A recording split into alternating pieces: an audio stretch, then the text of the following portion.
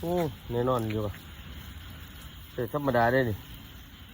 ห่างหมากับสัตว์มันเป็นขี้ขี้